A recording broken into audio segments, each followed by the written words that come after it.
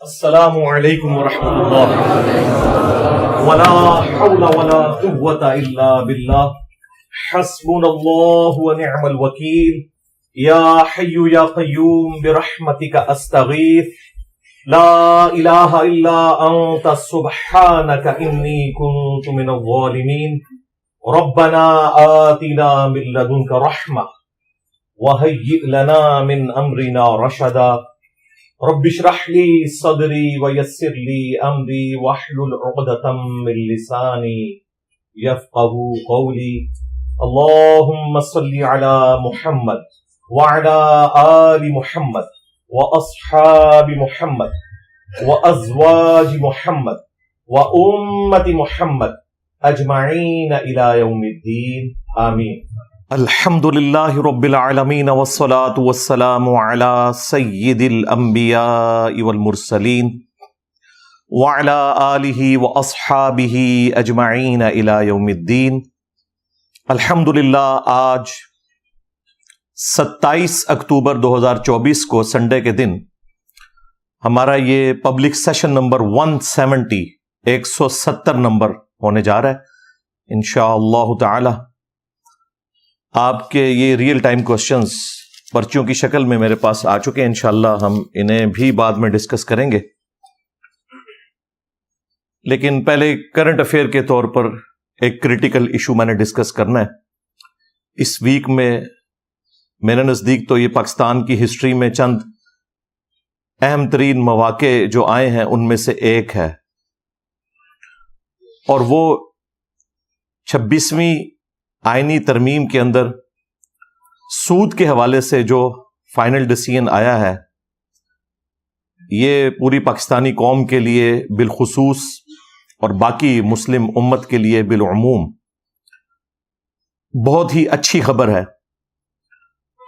یہ چیپٹر انشاءاللہ تعالی اب کلوز ہونے جا رہا ہے انشاءاللہ تعالی۔ 26ویں آئینی ترمیم کے اندر جو جوڈیشری کے حوالے سے یا کرنٹ جو اس وقت پالیٹکس چل رہی ہے، establishment versus P T I, اس کے اوپر اگر میں گفتگو کروں گا تو گورنمنٹ کا دل بھی دکھے گا اور پی ٹی آئی والوں کا بھی۔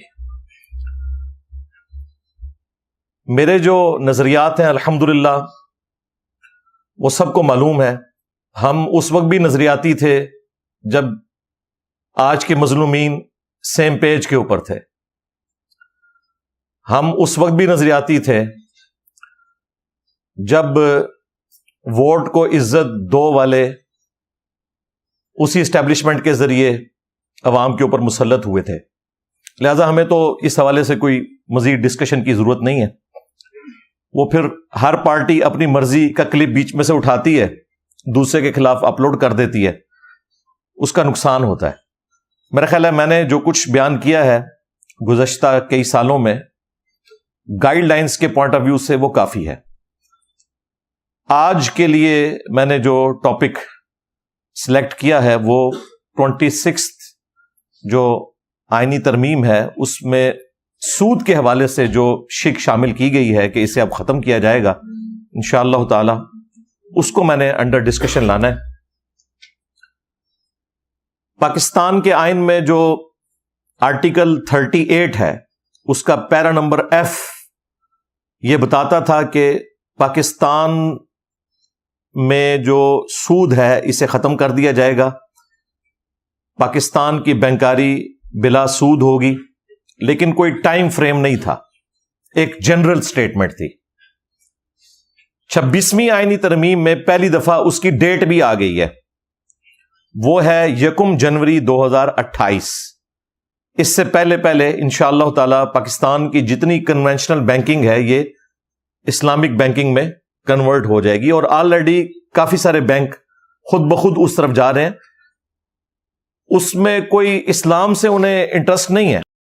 بیسیکلی میزان بینک نے جو ریکارڈ پروفٹ کیا اور اسلامک بینکنگ کے اوپر اعتماد کی وجہ سے لوگوں نے دوسرے بینکوں سے اپنے پیسے نکلوا کے اسلامک بینکوں میں رکھوانے شروع کیے، اس کی وجہ سے ایک ایک کر کے سارے بینک اسلامک بینکنگ کی طرف جا رہے ہیں۔ یعنی اسلام کے ساتھ کوئی محبت کی وجہ سے نہیں، بلکہ پیسے کی محبت کی وجہ سے. چلیں تب بھی درست ہے، ایٹ لیسٹ ہم اتنے بڑے حرام کام سے اللہ تعالی کے حکم کو پورا کرتے ہوئے سود سے چھٹکارا حاصل کرنے کے لیے رواں دواں ہے. کچھ عرصہ پہلے فیصل بینک بھی جو ہے وہ بھی کنورٹ ہو گیا، میزان بینک، دبئی اسلامک بینک اور کافی سارے بینک ہیں جو کافی عرصے سے اسلامک بینکنگ کر رہے تھے. بہرحال 26ویں آئینی ترمیم کے اندر اس ڈیٹ کا آنا یہ پاکستانی قوم کے لیے ایک خوشی کی خبر ہے بڑے عرصے کے بعد، الحمدللہ، اس میں کوئی شک نہیں ہے. اور اس میں سب سے پہلے مبارکباد کے مستحق ہیں مولانا فضل الرحمان صاحب حفظہ اللہ تعالی، جو پی ٹی آئی اور نون لیگ کے مشترکہ امام اور ممدوح بن چکے ہیں الحمدللہ. تو لہذا ان کی تعریف سے اب کسی کو برا نہیں لگے گا. باقی جو ان سے ہمارا عقیدے کا اختلاف ہے وہ اپنی جگہ، لیکن جو ان کی خوبیاں ہیں وہ ہیں. سب سے بڑی خوبی جو میں سمجھتا ہوں ان کی یہ ہے کہ انہوں نے پاکستان میں دیوبند فرقے کو نان سٹیٹ ایکٹر بننے سے روکا، بجائے اس کے کہ وہ ٹی ٹی پی جوائن کرتے ہیں انہوں نے مولانا فضل الرحمان صاحب کو جوائن کیا اور قومی دھارے کے اندر ایک پولیٹیکل سٹرگل میں آئے. اور یہ وہ ان کا کریڈٹ ہے جو میں ہمیشہ سے ان کو دیتا ہوں. جب پی ٹی آئی ان کے خلاف تھی اس وقت بھی دیتا تھا، آج تو یہ سیم پیج کے اوپر ہے، آج بھی دیتا ہوں. بہرحال جو عمران خان صاحب کے اوپر انہوں نے یہودی ایجنٹ ہونے کا الزام لگایا، میں اسے کل بھی کنڈیم کرتا تھا، آج بھی کرتا ہوں، بلکہ اب تو وہ خود بھی پیچھے ہٹ گئے ہیں. انہوں نے کہا یہ میرا سیاسی بیان ہے، بالکل ویسا سیاسی بیان جو نجم سیٹھی صاحب کے خلاف عمران خان صاحب نے 35 پنکچر کا دیا تھا، اس بیچارے کی زندگی برباد کر دی. تو اسی قسم کا یہ ایک سیاسی بیان تھا. اب مولانا فضل الرحمان صاحب بھی اپنے اس الزام سے پیچھے ہٹ چکے ہیں. تو پاکستان کی پالیٹکس نیرا گند ہے. اس سب کے سب لوگ انکلوڈنگ جوڈیشری اسٹیبلشمنٹ، کسی کا دل نہیں کرتا کہ وہ قانون کی پاسداری کرے. سب کے سب ابن الوقت ہے، جب جس کا زور چلتا ہے وہ اپنا زور دکھا دیتا ہے. پھر میری گفتگو دوسری طرف چلی جائے گی، لہذا اتنی خوراک کافی ہے ان کے لیے. تو مولانا فضل الرحمان صاحب کو سلوٹ ہے جی میری طرف سے، اور خصوصاً جو ان کے سینیٹر ہیں ایڈوکیٹ کامران مرتضی صاحب حفظہ اللہ تعالی، جینٹل مین ہے.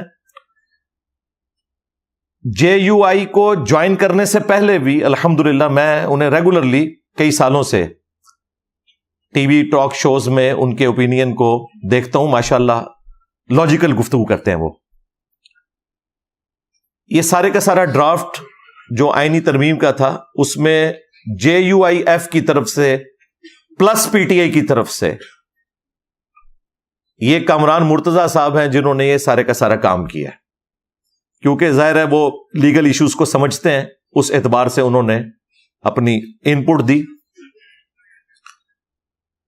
ان دونوں شخصیات یعنی مولانا فضل الرحمان صاحب اور ایڈوکیٹ کامران مرتضی صاحب کے بعد اگر میں کریڈٹ کسی کو دوں تو وہ مفتی تقی عثمانی صاحب ہیں حافظہ اللہ تعالی، جنہوں نے یہ ساری گراؤنڈز پرووائڈ کی. اور اس فیلڈ میں اس اکیلے بندے کی محنت ہے کہ انہوں نے پاکستان میں اسلامک بینکنگ کو ایک باقاعدہ شکل دی. یہ ان کا کریڈٹ ہے. ساتھ ہی ساتھ وہ مذہبی جماعتیں، خصوصاً جماعت اسلامی، تنظیم اسلامی اور باقی جماعتیں جنہوں نے اویئرنیس لوگوں میں پیدا کی، سب کے سب میری طرف سے مبارکباد کے مستحق ہیں. اللہ کرے کہ اب منطقی انجام تک یہ معاملہ انشاءاللہ پہنچ بھی جائے، اور پہنچ جائے گا. آلریڈی 2030 کی باتیں ہو رہی تھیں اسٹیٹ بینک کی طرف سے، لیکن 1 جنوری 2028 کی ڈیٹ اب آ گئی ہے، اور انشاءاللہ تعالی یہ خود بخود معاملہ اسی طرف جائے گا. اور میں نے بتایا وہ اس لیے جائے گا کہ بینکوں کا اپنا فائدہ ہے. آج سے آلموسٹ 7-8 سال پہلے کی رپورٹ تھی کہ پاکستان میں 70% لوگ 70% لوگ ابھی بھی بینکنگ کا استعمال نہیں کرتے اپنے پیسے کو سٹور کرنے کے لیے. لوگوں نے اپنے گھروں میں پیسہ رکھا ہوا ہے, اور اس میں میجورٹی لوگ وہ ہیں جو یہ سمجھتے ہیں کہ بینکنگ کا کام سودی کام ہے, اس لیے ہم نے وہاں پیسے نہیں رکھوانے. اور ان میں وہ لوگ بھی شامل ہیں جو شاید جمعے کی نماز بھی مشکل سے پڑھتے ہیں, لیکن سود کو وہ بہت بڑا گناہ سمجھتے ہیں. جس طرح کئی مسلمان ہیں زندگی میں کبھی ایک نماز نہیں پڑھی, لیکن وہ آپ کو دعوے سے بتائیں گے کہ میں نے کبھی شراب نہیں پی, میں نے سور کا گوشت نہیں کھایا, کیونکہ وہ اس گناہ کو نماز چھوڑنے سے بھی بڑا گناہ تصور کرتے ہیں. اس طرح آج بھی کئی لوگ ایسے ہیں جو سود کھانے کو یا بینکنگ سسٹم کے اندر انوالو ہونے کو بڑا گناہ سمجھتے ہیں. پلس کئی لوگ ہیں جن کا بلیک منی بھی ہے, اور کئی لوگوں نے گولڈ کی فارم میں اپنے پاس ایسٹس رکھے ہیں. میزان بینک اور باقی جو اسلامک بینکنگ کرنے والے بینکس ہیں, میزان بینک کا نام ہم اس لیے لیتے ہیں, وہ پریمیئر ہے, اس نے یہ سارے کا سارا معاملہ سٹارٹ کیا تھا. ان اسلامک بینکوں کی وجہ سے ان لوگوں نے بھی اپنے پیسے بینکوں میں جمع کروانے شروع کر دیے جنہوں نے گھر میں رکھے ہوئے تھے, بلکہ اس پر تر رہا یہ کہ انہوں نے کنونشنل جو بینکنگ کرنے والے بینکس ہیں ان سے پیسے نکلوا کے میزان بینک میں اور باقی بینکوں میں شفٹ کرنے شروع کیے. اس کی وجہ سے باقی بینکوں کو ہاتھ پاؤں پڑ گئے اور انہوں نے اپنی برانچز کھولنی پیرلل میں. سارے بینکوں نے پیرلل میں اسلامک برانچز اپنی کھولی ہوئی ہیں, لیکن ظاہر ہے کہ وہ جو برانچز ہیں ان سے ہمارا اختلاف ہے. برانچ کھولنے سے مسئلہ حل نہیں ہوگا. یہ تو نہیں ہو سکتا کہ پیچھے سارا کاروبار ایک ہو, سامنے آپ ایک لوگوں کو دکھانے کے لیے 2 ونڈوز رکھ لیں. پورے کا پورا سسٹم اسلامک ہونا چاہیے جس طرح اسلامک بینک والے لے کے چل رہے ہیں, پھر ہم ان کو سپورٹ کریں گے. لیکن یہ ڈیٹ آنا بہت بڑی کامیابی ہے انشاءاللہ تعالی. اس ڈیٹ کے اوپر پاکستان کی پولیٹیکل جماعتیں بھی انشاءاللہ پیرا دیں گی, پاکستان کی عوام بھی پیرا دے گی کہ اس کو آپ نے اب اسٹیبلش کرنا ہے انشاءاللہ تعالی. باقی میں نے تو ریکویسٹ کی تھی, اور ابھی اس سے اگلی آئینی ترمیم پائپ لائن میں ہے. 27 بھی آئے گی, شاید 28 بھی آئے. اور ریکویسٹ یہ تھی کہ 295C جو توہین مذہب کے حوالے سے ایک شک ہے, اس میں توبہ کا ایلیمنٹ بھی انکلوڈ کر دیا جائے, تاکہ یہ جو ایکسٹرا جوڈیشل ایکٹیویٹیز پرفارم ہوتی ہیں توہین مذہب کے نام کے اوپر, جو آلموسٹ 100% افراد کے اوپر مبنی ہوتی ہیں. لوگ اپنی دشمنی نبھانے کے لیے دوسروں کے اوپر توہین مذہب کا الزام لگاتے ہیں, اور اس سے بڑھ کر یہ کہ ہمارا جو مذہبی طبقہ ہے, تمام مکاتب فکر, وہ ایسے سو کالڈ گستاخوں جو لوگوں کی نظر میں ہیں, ان کی توبہ کے بھی قائل نہیں ہے. وہ کہتے ہیں توبہ کر لیں گے لیکن دنیا میں سزا اسٹیبلش ہوگی. وہ توبہ آخرت سے ریلیٹڈ ہے, دنیا میں ہم ایسے شخص کو تختہ دار تک پہنچائیں گے. اور اس میں وہ لوگ بھی شامل ہیں جو آج اس تکلیف سے گزر رہے ہیں. ہمارے جو کراچی کے مفتی صاحب ہیں طارق مسعود صاحب حفظہ اللہ تعالی, ان کے اپنے بیانات موجود ہیں. لیکن شکر ہے کہ اب انہیں سمجھ آئی ہے, لیکن ابھی بھی انہوں نے اعلانیہ اپنے ان بزرگوں کے فتووں سے رجوع نہیں کیا, بلکہ وہ اب ایک اور بات بیچ میں ان کے حمایتی چھوڑ رہے ہیں کہ جی گستاخی کی نیت سے اگر کوئی گستاخی کرے گا تو اس کی توبہ نہیں ہے, اور اگر کسی کی گستاخی کی نیت نہیں ہے, وہ جتنی مرضی بڑی گستاخی کر لے اس کی توبہ قبول ہے. دیکھو مولوی بیچ میں سے کتا حلال کرنے کے لیے کیسے پوائنٹ نکالتا ہے. یعنی ان کا کہنے کا مطلب یہ ہے کہ جو پھر میں محاورہ بولوں گا تو برا لگے گا کہ ساڈا کتا کتا تے تہاڈا کتا ٹومی. ہاں, ہم ان کو یہی گلہ دے سکتے ہیں. انہوں نے اپنے کتے ٹومی بنائے ہوئے ہیں, باقیوں کو یہ کتے کہتے ہیں. اس طرح کرنے سے تو مسئلہ حل نہیں ہوگا. بہرحال اس ایپیسوڈ میں سے ایک خیر نکلا ہے کہ ان کے اپنے فرقے کے علماء نے بھی یہ مانا کہ جی مفتی صاحب نے توبہ کر لی ہے, لہذا اس معاملے کو چھوڑ دیا جائے. ایون بریلوی فرقے کا وہ ہارڈ لائنر مفتی حنیف قریشی, جس نے ممتاز قادری کو نمک حرامی کے اوپر ابھارا تھا کہ وہ اپنی ڈیوٹی کے ساتھ نمک حرامی کرے اور اس شخص کو قتل کرے کہ جس کی حفاظت کے اوپر وہ مامور تھا. اگر مجاہد ملت بننا ہے تو بھائی نوکری سے استعفیٰ دو اور پھر کوئی اس قسم کی ایکٹیویٹی تم نے کرنی ہے تو کرو, نمک حرامی نہ کرو. ہم تو خیر اس ایکٹیویٹی کو بھی غلط سمجھیں گے, لیکن یہ ڈبل جرم ہے, نمک حرامی بھی ہے. اس نمک حرامی کے اوپر ابھارنے والا ممتاز قادری کو مفتی حنیف قریشی, وہ اب اتنا ماڈریٹ ہو گیا ہے, اس کا بھی بیان آیا ہے باقاعدہ کہ جی مفتی طارق مسعود صاحب نے توبہ کر لی ہے, لہذا معاملے کو اب ٹھپ کر دیا جائے. میرا خیال ہے اگر بریلوی اور دیوبندی ایگری کر گئے ہیں, شیعہ تو پہلے ہی قائل ہیں کہ توبہ قبول ہے, وہ اتنے ہارڈ لائنر نہیں ہے اس قسم کی تکفیری سوچ میں. رہا اہل حدیث کا مسئلہ, تو وہ تو آج کل ویسے ہی دیوبندیوں کی گود میں بیٹھے ہوئے ہیں, حالانکہ ان کا یہ موقف نہیں ہے. یہ سارا فتنہ دنیا میں گستاخ رسول کی سزا کے حوالے سے کھڑا کیا ہوا یہ امام ابن تیمیہ کا ہے. الصارم المسلول علی شاتم الرسول اس کی کتاب ہے, جس کا ترجمہ بریلویوں نے کیا ہوا ہے. لو سامو, ابن تیمیہ کی کتاب کا, جس میں اکثر جھوٹی روایتیں ہیں. تو اہل حدیث تو سب سے زیادہ ہارڈ لائنر ہیں, لیکن وہ بھی کہہ رہے ہیں ٹھیک ہے جی طارق مسعود صاحب نے توبہ کر لی ہے, کوئی مسئلہ نہیں ہے. وہ گلے پھاڑنے والے مولوی کا بیان آ گیا.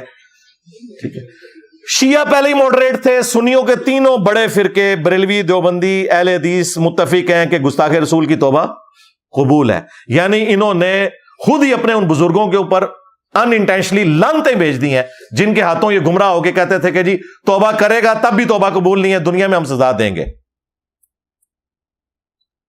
لیکن زبان سے بول کے ان پہ لعنتیں نہیں بھیج رہے. انشاءاللہ وہ ذمہ داری ہم پوری کر دیں گے. کیوں؟ کیونکہ وہ بھی کیا دن تھے, ہم بھی ایک جن تھے. آج ہم دیو ہیں, ان جنوں کے بھی پیو ہیں. یہ ہماری ذمہ داری ہے.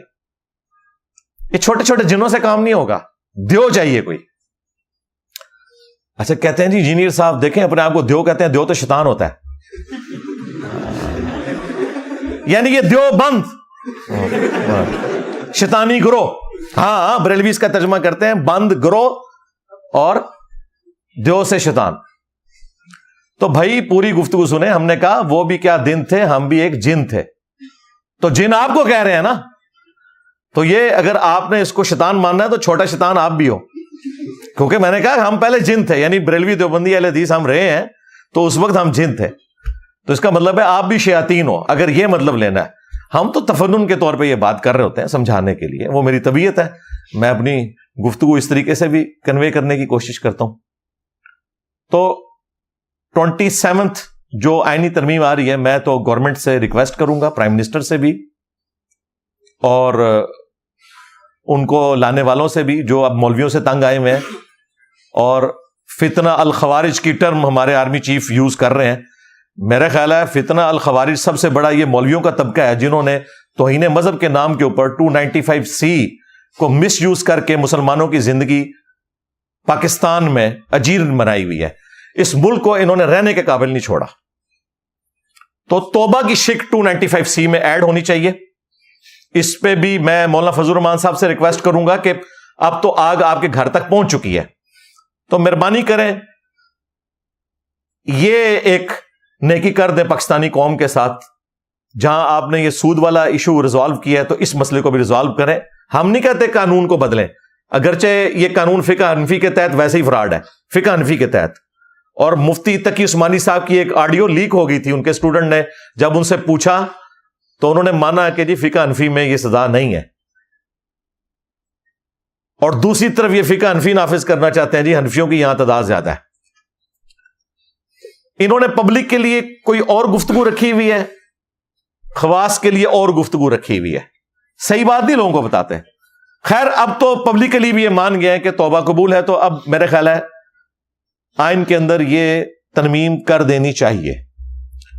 آپ لوگ میرے ساتھ ایگری کرتے ہیں؟ اور جیسے مولوی کہتے ہیں دونوں ہاتھ کھڑے کر کے, تو جو ایگری کرتا ہے نا وہ اپنا ہاتھ کھڑا کر کے کہے کہ ہاں جی ہم ایگری کرتے ہیں کہ توبہ والی شک اس میں ہونی چاہیے.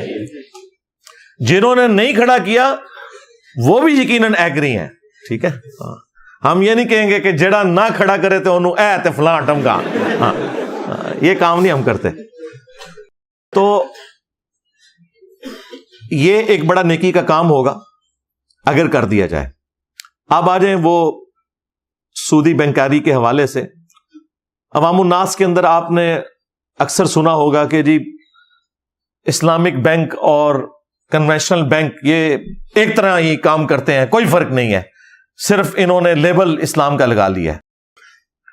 اور یہ اکثر وہ لوگ بات کر رہے ہوتے ہیں جو خود کنونشنل بینکنگ کے اندر انوالو ہوتے ہیں یہاں یا وہاں پر جاب کر رہے ہوتے ہیں. ٹیکنیکل گراؤنڈز کے اوپر انہیں کچھ پتا نہیں ہے. ان سے اگر ڈسکشن کی جائے نا کہ بھائی یہ آپ کس طرح برابر کہہ رہے ہیں، کہنے کو تو نکاح اور بدکاری بھی برابر ہے، اس میں بھی حق مہر کے ذریعے رقم دی جاتی ہے عورت کو، اور بدکاری میں بھی ایک مرد عورت کو رقم دے کے خریدتا ہے. تو دیکھنے میں تو دونوں برابر نظر آ رہے ہیں، لیکن نکاح کو اللہ تعالیٰ نے حلال کیا ہے، انبیاء کی سنت ٹھہرایا ہے، اور بدکاری کو حرام کیا ہے. ادھر حق مہر ہے تو وہاں پہ رقم ہے، یہاں اگر ایجاب و قبول ہے تو وہاں بھی ظاہر ہے رضامندی ہو رہی ہوتی ہے. اگر یہاں پہ گواہ موجود ہیں تو وہاں پہ بھی بیچ میں مڈل مین ہوتے ہیں جو یہ ساری ارینجمنٹس کرتے ہیں. تو فرق کیا ہے پھر؟ فرق یہ ہے کہ اللہ تعالیٰ نے نکاح کو حلال کیا ہے اور بدکاری کو حرام کیا ہے. جو سورۃ البقرہ میں اللہ تعالیٰ نے فرمایا کہ اللہ تعالیٰ نے کاروبار کو حلال کیا اور سود کو حرام کیا، بالکل اس طریقے پہ نکاح حلال ہے اور بدکاری حرام ہے. تو یہ مثال دینا کہ دونوں ایک جیسے ہیں، ایسے نہیں ہے، زمین و آسمان کا فرق ہے بھائی. کنونشنل جو بینکنگ ہے وہ منی اگینسٹ منی ہے، پیسے کے بدلے پیسہ. سودی ذہنیت یہی ہے کہ پیسہ جمع ہوا ہے، اس سے مزید پیسہ کمانے کے لیے رسک نہ لو کاروبار کرنے کا، بلکہ لوگوں کو سودی قرضے دو، وہ رسک وہ لوگ لیں اور تباہ و برباد ہوں، تمہیں تو تمہارا پیسہ واپس مل جائے گا. یہ ہے اصل میں سودی ذہنیت، منی اگینسٹ منی. جبکہ منی اگینسٹ گڈس یا پروڈکٹس، اشیاء کے بدلے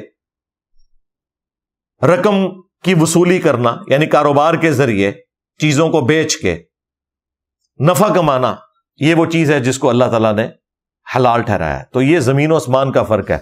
یہ صرف گفتگو کر دینا کہ جی دونوں ایک جیسے ہیں، اور جب ان سے آپ ڈسکشن شروع کریں تو بالکل الف بے بھی نہیں ان کو پتا ہوتی. کوئی زیادہ گفتگو کر لے گا نا، جسے تھوڑی بہت سمجھ ہوگی، تو وہ آپ کے سامنے دو باتیں ہائی لائٹ کرے گا، تیسری بات اس کے پاس کوئی نہیں ہوگی.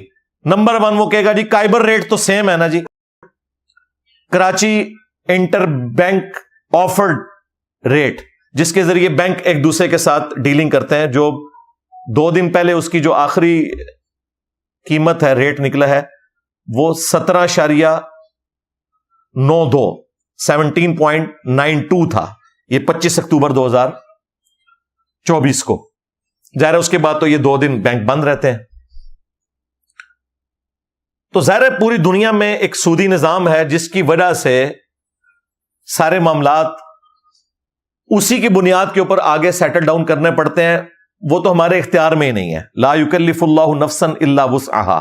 اللہ تعالیٰ کسی جان پر بوجھ نہیں ڈالتا مگر اتنا ہی جس کا وہ مکلف ہے، جس کو وہ برداشت کر سکتا ہے. تو اسے تو آپ چینج نہیں کر سکتے. لہذا یہ تو ایک فضول بہانہ ہے کہ جی اس کو بنیاد بنا کے تو آگے ریٹ سیٹ کیے جاتے ہیں. دوسرا وہ کہیں گے جی دیکھیں اسلام میں مقروض کو آپ مہلت دیتے ہیں، نہ کہ اس کے اوپر کوئی پینلٹی لگائی جاتی ہے.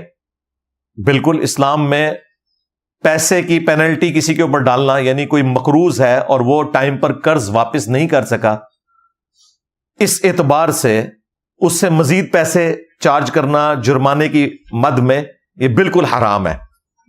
تو کہتے ہیں دیکھیں یہ اسلامک بینکنگ والے بھی مقروض کو مہلت دینے کی بجائے اس سے پیسے چارج کرتے ہیں، پینلٹی ہے، حالانکہ یہ خود کر رہے ہوتے ہیں، اسلامک بینک والوں کو ظاہر ہے سنگل آؤٹ کرتے ہیں. تو یہ سلسلہ بھی انشاءاللہ تعالی عنقریب ختم ہو جائے گا. فی الوقت بھی یہ ایسے نہیں ہے جس طرح یہ آپ کو جھوٹ بتاتے ہیں، وہ کئی مہینوں تک مہلت دیتے ہیں، قسط لیٹ کرنے کے اوپر پینلٹی نہیں ڈالتے ہیں. ایون قسطوں کا کاروبار کرنے والے لوگ بھی جو عام شاپس پہ بھی ہے وہ بھی آخری درجے تک اسے اگنور کرتے ہیں. اسلامک بینکنگ بھی ساری یہ قسطوں کے کاروبار کے اوپر چل رہی ہے.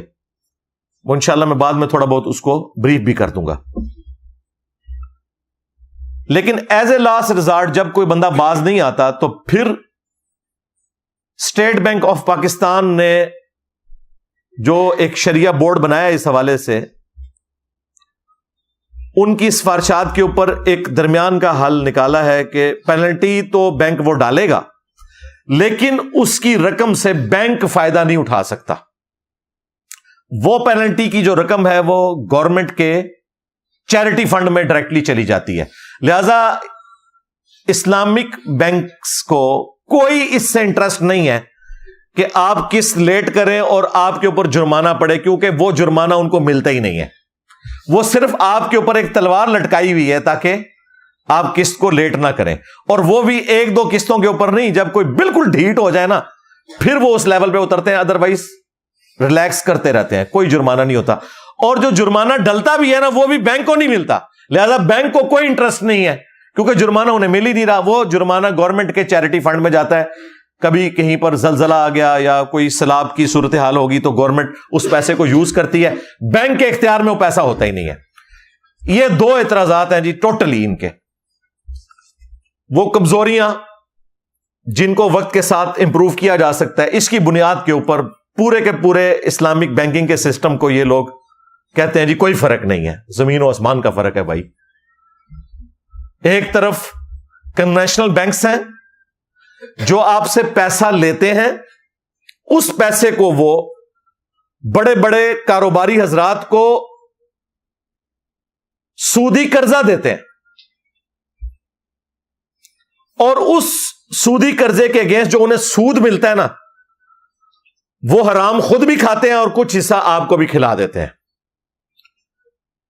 جبکہ اسلامک بینک والے یہ نہیں کرتے. وہ آپ سے جو رقم لیتے ہیں وہ کسی کاروباری شخصیت کو پرسنل لون کے طور پر نہیں دیتے. اسلامک بینک سے تو آپ کو پرسنل لون مل ہی نہیں سکتا. یہ حیران کن بات ہے. اسلامک بینک والے آپ کو پرسنل لون نہیں دیتے، وہ آپ کے ساتھ مداربہ کرتے ہیں یا مشارکہ کرتے ہیں، پارٹنرشپ کرتے ہیں. خود سلیپنگ پارٹنر بن گئے، آپ نے محنت کی، یا مارٹگیج والا سسٹم کر لیا، کار فائنینسنگ کے لیے، مکان بنانے کے لیے، پلاٹ آپ کا ہے اس کے اوپر آپ کو قرضہ دے دیا، لیکن وہ پارٹنرشپ کی بنیاد کے اوپر، پلاٹ آپ کا، رقم ان کی، اور پھر ایک پروڈکٹ مکان کی شکل میں آئے گی جس کے مالک آپ دونوں ہوں گے، بینک بھی اور آپ بھی. اور جو بینک نے بیچ میں رقم لگائی ہے چونکہ وہ بھی مالک ہے، مکان آپ یوز کر رہے ہیں پورے کا پورا، اگرچہ اس کے کچھ حصے کا مالک بینک بھی ہے، تو آپ بینک کو کرایہ دیتے جائیں گے اس کا، یہاں تک کہ آپ کا قرضہ بھی اتر جائے گا اور وہ سارے کا سارا مکان آپ کا ہو جائے گا. انسٹالمنٹس کے اوپر یہ سارے کا سارا سلسلہ چل رہا ہے. اگرچہ یہی کام کنونشنل بینکس والے بھی کرتے ہیں، لیکن اس میں سودی کام بھی انوالو ہوتا ہے کیونکہ ان کا پورے کا پورا کاروبار سود کے اوپر چل رہا ہے. پلس جو سودی کام کرنے والے لوگ ہیں اگر وہ ٹھیک کام بھی کرتے ہیں تو اس سسٹم کو ہم کبھی سپورٹ نہیں کر سکتے. ہمیں سپورٹ کرنا ہے اسلامک بینکنگ والے سسٹم کو جو ٹوٹلی حلال کاروبار کو لے کے چل رہے ہیں. یہ ان کا طریقہ کار ہوتا ہے کہ وہ پیسے کو پرسنل لون کے طور پر کسی کو نہیں دیتے ہیں. فیکٹریوں والوں کو وہ کیا کہتے ہیں کہ جی ہمارے پاس اتنے ارب روپے ہے، ہم آپ کو نہیں دیں گے. آپ کیا کام کرتے ہیں؟ فیکٹری والا کہتا ہے جی ہم کپڑا بناتے ہیں. وہ کہتے ہیں پھر اس طرح کریں کہ 2 پلانٹ کپڑا لگانے کے وہ ہم آپ کو لگا دیتے ہیں، اس کے مالک ہم ہوں گے، اس کا پروفٹ ہم لیں گے، ہم آپ کے ساتھ پارٹنرشپ کر لیتے ہیں، بجائے ان کو پیسہ دینے کے. یا یہ کریں کہ وہ پلانٹ ہم آپ کو خرید کر دیتے ہیں آپ قسطوں میں ہمیں اس کی رقم ادا کر دینا. جس طرح آپ کو پتا ہے 10-12 سال پہلے جناح انٹرنیشنل ایئرپورٹ جو ہے کراچی کا، اس کی توسیع کے لیے گورنمنٹ کو 6 ارب روپیہ 6 بلین چاہیے تھے، تو وہ اسلامک بینک والوں نے ان کو دیے، لیکن پیسے نہیں دیے. انہوں نے کہا آپ کو جو جو اس کے لیے سامان چاہیے نا وہ ہم خریدیں گے اور آپ ہم سے قسطوں پہ وہی سامان خرید لیں گے. یعنی کموڈٹی انوالو ہو گئی تو ظاہر ہے یہ کاروبار ہے. اب رہا یہ معاملہ کہ 6 ارب کی چیز ادھار پر قسطوں کی شکل میں 6.5 ارب کی بیچنا، کیا یہ جائز ہے؟ جی جائز نہیں، صرف اس کے اوپر اجماع امت ہے، کوئی دوسری رائے نہیں ہے. یہ چند ایک اہل حدیث علماء نے اختلاف کیا، وہ بھی آج کے، لیکن انہی اہل حدیث علماء میں بڑے اہل حدیث علماء خود مانتے ہیں، باقاعدہ ریٹن میں انہوں نے فتوے لکھے ہیں کہ یہ کاروبار ہمیشہ سے مسلمانوں میں رائج رہا ہے کہ نقد کی چیز 100 روپے کی اور ادھار میں 120 روپے کی. یہ ٹائم ویلیو آف منی نہیں ہے، یہ ٹائم ویلیو آف کموڈٹی ہے، پروڈکٹ ہے اور لاجیکل ہے. مجھے بتائیں موٹر بائک کی قیمت ہے سپوز 2 لاکھ روپیہ، آپ ڈاؤن پیمنٹ کرتے ہیں 20,000 اور نیا موٹر سائیکل گھر لے آتے ہیں، وہ آپ کے ماموں کی دکان ہے. 2 لاکھ کا موٹر بائک آپ 20,000 میں خرید کر لے آئے تو بقیہ کے 1,80,000 وہ کس نے دیے؟ اس کمپنی نے. تو 1,80,000 کی مالک وہ کمپنی ہے، آپ صرف 20,000 کے مالک ہیں، لیکن استعمال آپ کر رہے ہیں، کمپنی نہیں کر رہی. تو بقیہ کی جو رقم اس نے کنٹریبیوٹ کی ہے اس کموڈٹی پہ، جتنا عرصہ موٹر بائک چلائیں گے تو اس موٹر بائک میں 20,000 کے مالک آپ ہیں، 1,80,000 کا مالک وہ کمپنی والا ہے، تو اتنا عرصہ آپ اسے کرایہ دیں گے اس موٹر بائک کا. پیسوں کے بدلے پیسہ نہیں ہے، یہ کموڈٹی کے بدلے پیسہ ہے. سود کی بیسک ڈیفینیشن ہی یہ ہے، پیسے کے بدلے پیسہ. ونس کموڈٹی انوالو ہو گئی سود ختم ہو گیا. یہی نبی علیہ السلام کے زمانے میں ہوتا تھا کہ سودی قرضے دیتے تھے امیر لوگ غریبوں کو، ان سے لے کر سود کھاتے تھے اور پیسہ ڈوبنے کا کوئی سوال ہی نہیں پیدا ہوتا، وہ سارے کا سارا ملبہ غریب آدمی کے اوپر ہی گرتا تھا. اسلام نے اس سسٹم کو ڈسکریج کیا کہ یہ کام نہیں آپ نے کرنا، بلکہ کاروبار کو آپ نے بڑھوتری دینی ہے، سودی سسٹم کو آپ نے سپورٹ نہیں کرنا.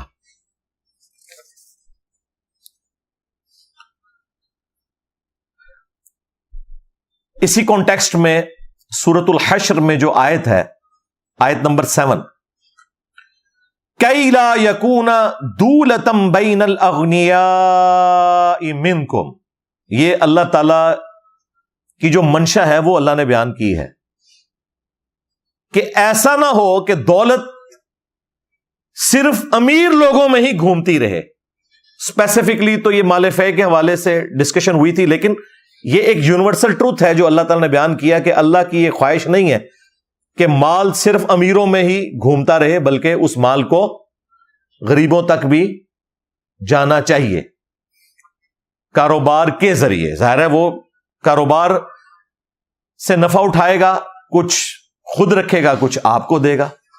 اس لیے کاروبار کو اللہ تعالیٰ نے پروموٹ کیا ہے اور ربا کو، سود کو اللہ تعالیٰ نے حرام قرار دیا ہے. مثال کے طور پر رینٹ اے کار کا بزنس ہے، آپ کے پاس 1 کروڑ روپے کی کار ہے،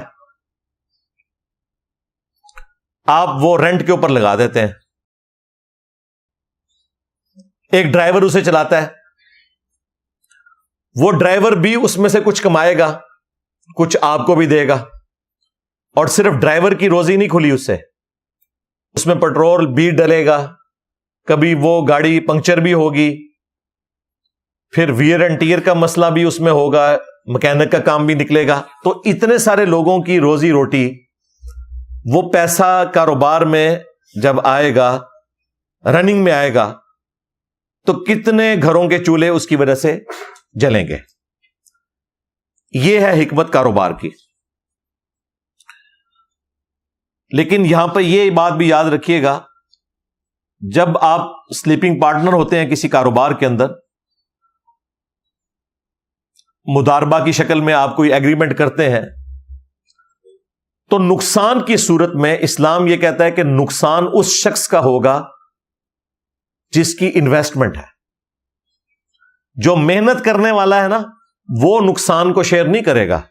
یہ نہیں ہے کہ اگر 1 کروڑ روپے کا بزنس کسی بندے نے کیا، انویسٹمنٹ آپ کی تھی، محنت وہ کر رہا تھا، اور اس میں نقصان ہو گیا، تو اب آپ اسے یہ نہیں کہہ سکتے کہ آدھا نقصان تم بھرو گے آدھا میں بھروں گا. بھئی وہ آدھا کہاں سے بھرے گا؟ اس کے پاس تو پیسے پہلے ہی کوئی نہیں ہے. یہ تو ظلم ہے. تو اسلام کی روح سے نقصان کی صورت میں ٹوٹل نقصان اٹھائے گا انویسٹمنٹ کرنے والا، کیونکہ اس کے پاس تو پیسہ ہے. رقم کا نقصان اس کا ہوگا، محنت کا نقصان اس کا ہوگا، کیونکہ اس بیچارے نے محنت کی ہے نا. آپ تو گھر بیٹھے ہوئے، اس کی محنت ضائع گئی، آپ کا مال ضائع گیا. یہ نقصان کی صورت میں. لہذا یہ جو کہتے ہیں نا ہم نفع اور نقصان کی بنیاد کے اوپر پارٹنرشپ کر رہے ہیں، وہ نفع اور نقصان یہ ہوتا ہے.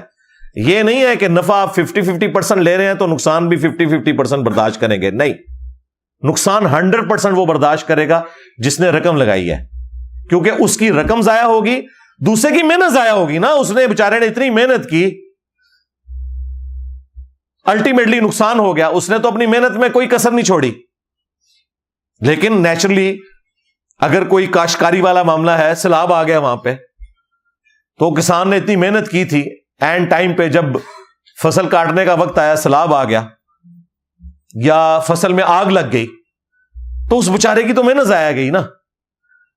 اس کی محنت بھی ضائع جائے، الٹا 50% نقصان بھی آپ اس کے اوپر ڈالیں، یہ غلط ہے. اسلام اس کی اجازت نہیں دیتا.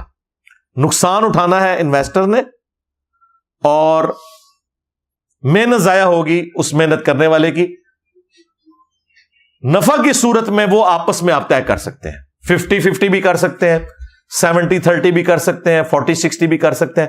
اسلام میں پروفٹ کی اس طرح کی کوئی آپ کو حد مقرر نہیں کی گئی. وہ آپس میں آپ طے کر سکتے ہیں، لیکن وہ پرسنٹیج ہوگی پروفٹ کی، انویسٹمنٹ کی نہیں کہ جی یہ 1 کروڑ لو اور مجھے مہینے کا اتنا دینا ہی دینا ہے. نہیں، یہ 1 کروڑ لو، اس سے کاروبار کرو، جو تم کماؤ گے اس کا 50% یا اس کا 40% مجھے دو گے، باقی تم رکھو گے.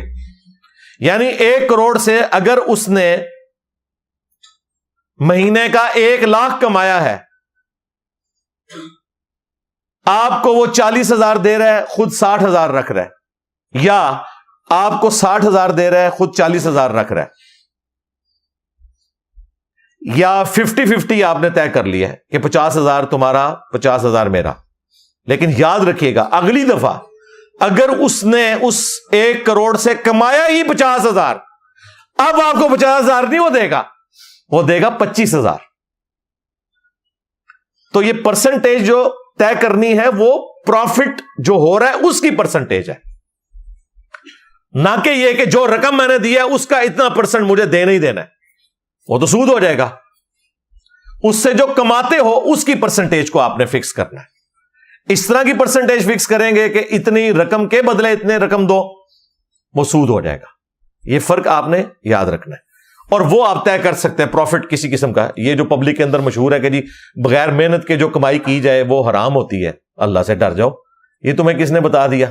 پاکستان میں تو گولڈ جتنی تیزی سے اوپر جاتا ہے، کسی کے پاس 5 تولے سونا تھا آج سے 5 سال پہلے، تو دنیا کا کوئی کاروبار اتنا پروفٹ نہیں دیتا جو سونا اپنی رقم اوپر چڑھنے کی وجہ سے دے دیتا ہے. تو وہ گھر بیٹھے بیٹھے وہ آپ کا جو سونا تھا وہ 3 گنا رقم کا ہو گیا، تو کیا وہ حرام آپ نے کمایا؟ نہیں.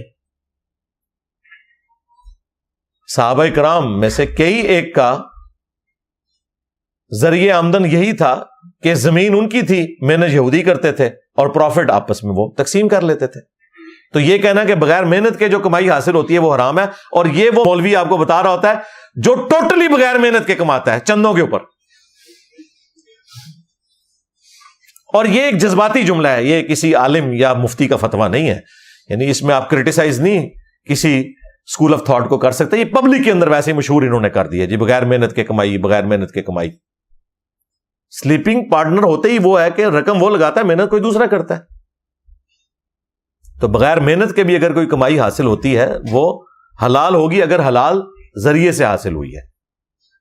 اور دوسری چیز اس میں پروفٹ کی ریشو آپ کبھی بھی ڈیفائن اس اعتبار سے نہیں کر سکتے.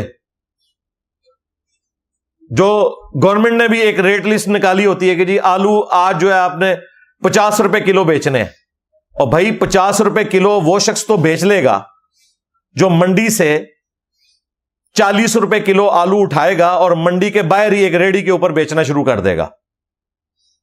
لیکن ایک بندہ منڈی سے اٹھاتا ہے راولپنڈی میں, اور وہ آلو اٹھا کے F11 ایک دکان پہ جا کے بیچتا ہے, اس کو تو لے جانے کا کرایہ اتنا پڑے گا, اور پھر اس دکان کے اوپر جس دکان کا مہینے کا کرایہ اس نے 70-80 ہزار روپے دینا ہے, اور جس نے ریڑھی لگائی ہوئی ہے اس نے تو کوئی کرایہ نہیں دینا, یار دے گا بھی تو زیادہ 5-6 ہزار روپے. یہ کیسے ہو سکتا ہے کہ 5 ہزار کرایہ دینے والا ریڑھی پہ کھڑا شخص جس ریٹ پہ آلو بیچ رہا ہے F11 کی دکان میں بیٹھنے والا شخص بھی اتنے ہی ریٹ پہ آلو بیچے؟ لہذا یہ کہنا جی اسلام میں آپ ناجائز پروفٹ نہیں لے سکتے, ضرورت سے زیادہ, یہ کوئی ضرورت ڈیفائن نہیں کی گئی, آپ کی مرضی ہے. اس چیز کو جو چیز کنٹرول کرے گی وہ بلیک مارکیٹنگ کو کنٹرول کرنا ہے گورنمنٹ نے. یہ نہیں ہو سکتا کہ ایک شخص مارکیٹ سے سارا آلو اٹھا لے اور پھر اپنی مرضی سے 500 روپے کلو بیچنا شروع کر دے. اس چیز کو گورنمنٹ انشور کرے گی کہ یہ کام نہ ہو. باقی جو بندہ مہنگا بیچے گا اس کا بکے گا ہی نہیں. اگر ایک شخص 40 روپے کلو اٹھا کے 500 روپے کلو بیچ رہا ہے اور اس کے ساتھ ہی دوسرا دکاندار 100 روپے کلو بیچ رہا ہے, تو 500 والے سے کوئی لے گا ہی نہیں. یہ کمپٹیشن خود بخود اسے کنٹرول کرتا ہے ریٹ کو. لہذا یہ کہنا کہ جی آپ نے پروفٹ زیادہ لے لیا, یا یہ گورنمنٹ کی جو لسٹ نکلتی ہیں اور وہ بھی پھر فروٹ بیچنے والوں, سبزی بیچنے والوں کے اوپر ظلم کرتے ہیں, ان کو لسٹ لگا کے دیتے ہیں, اور لسٹ پہ چلتے کوئی نہیں ہے. وہ انہوں نے بھی صرف وہ برکت کے لیے لسٹ لگائی ہوتی ہے. ہاں نہیں دے سکتے یار, کیسے دیں؟ اتنے ٹیکسز آپ نے ڈالے ہوئے ان کے اوپر, ان کے اپنے خرچے اتنے زیادہ ہیں,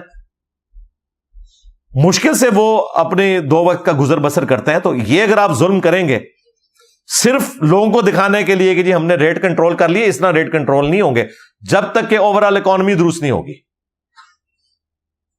اس طریقے سے آپ کبھی بھی پروفٹ کے اوپر کسی کو مجبور نہیں کر سکتے کہ جی آپ اتنا پروفٹ اس میں لوگے, اس سے زیادہ نہیں لے سکتے.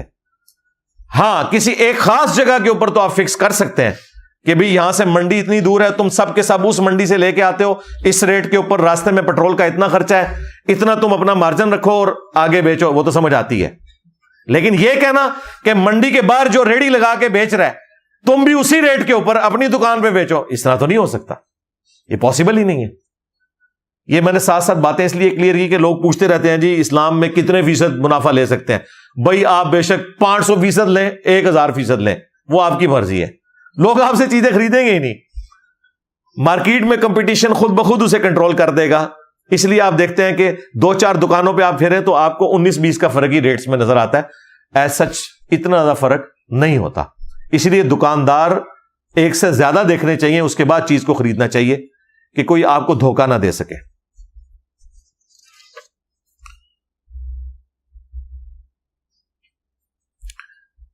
میرے بھائیوں, میں نے جو بیچلر آف انجینئرنگ کی وہ میکینیکل کی فیلڈ میں کی.